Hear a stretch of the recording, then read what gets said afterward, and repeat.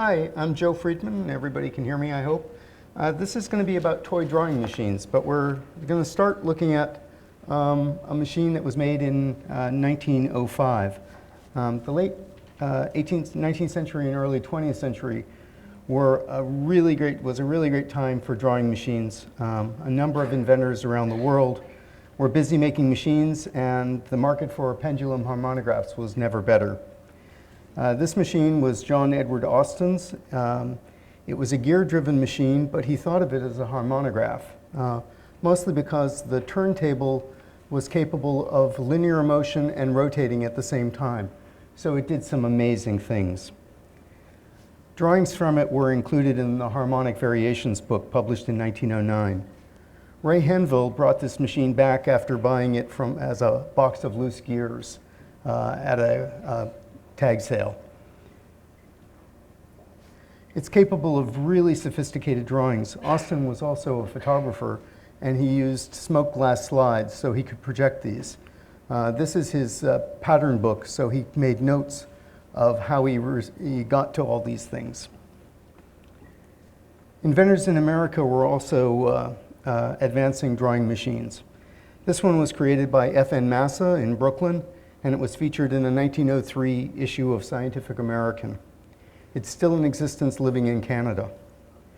Clearly, these drawing machines held allure for a lot of people, but they were complicated and expensive.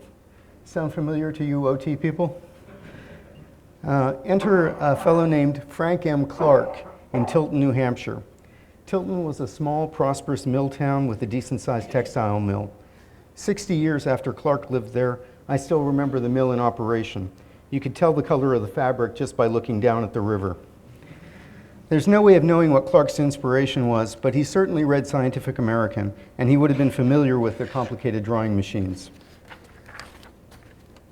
This patent shows a very simple machine made almost entirely of wood with just a little bit of string and a few screws. It was called the Marvelous Wondergraph, and it was widely sold in the US, England, France, and Germany. It was even for sale in the Sears catalog for 95 cents. No small sum back there when it was 22 cents an hour for wages. We'll see elements of Clark's design repeated in toys over the next 100 years. What we're looking at here, the primary thing, is a rotary turntable, a rod that holds the pen and moves on a fulcrum, and some way to change the number of turns of the penholder disc relative to the turntable.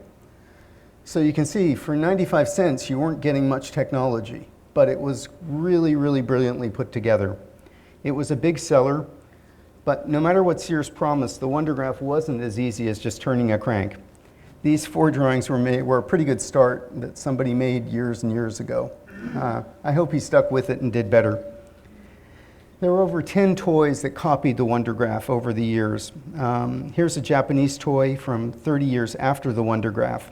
We see the same 3 important elements: the turntable, rotary turntable, the arm holding the pen holder, and some way of changing the speed of the gear relative to the turntable.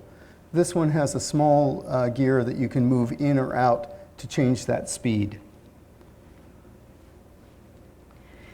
In this machine, a gear was slid further. This is a post-World War II machine with a great box. Note the man recovering in bed. His leg is up, and he says, "Nurse, this is fascinating. 1,000 designs sure kills time." And the girl says, "Look, Mother, didn't I make a nice one?" It sounds like me on an odd day. The Dizzy Doodler, there we go, back. The Dizzy Doodler was a heavy-duty steel machine, but it basically used the same design as the Wondergraph. The pen holder, the rotary wheel, and it's just a Wondergraph. The twirlograph, oh, here, where are we here? Howard Bevins-Jones' creation, the Hootenanny, is unique in that it veered away from the Wondergraph elements. He replaced the pen holder with lateral pen holder. Crayola recently made an exact copy in plastic. The twirlograph from the early 70s again shows the same lineage of the Wondergraph, same elements. In 1990s, Ohio Art produced another toy called the twirlograph with finer plastic gears. That even extended to this recent one from a few years ago, which is a motorized piece of junk, but same elements, the penholder, the rotary turntable, and some way of changing the amplitude. And this finally is my entry to the century-old Wondergraph Derby. This is my machine. When I made it, I had a few goals. I wanted it to be gear-driven, so there wasn't any slippage. I wanted to make the math easy to produce, predicting the number of nodes. So there are 3 turntables with a factor of 60, 72, and 75 teeth. I wanted a large drawing size, 9 inches, and I wanted it to be capable of complicated setups using planetary gears, which is what that is in the upper right. The most important thing is I wanted to have the fixed fulcrum mounted on a rotating gear, which you can see over here. Doing that lets me break out of the phasing. And in fact, can put it onto a gear with a prime number of teeth.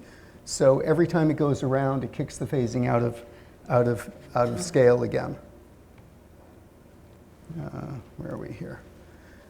This is a lateral penholder, which again, same elements as the Wondergraph or even the Hootenanny, but with some modifications.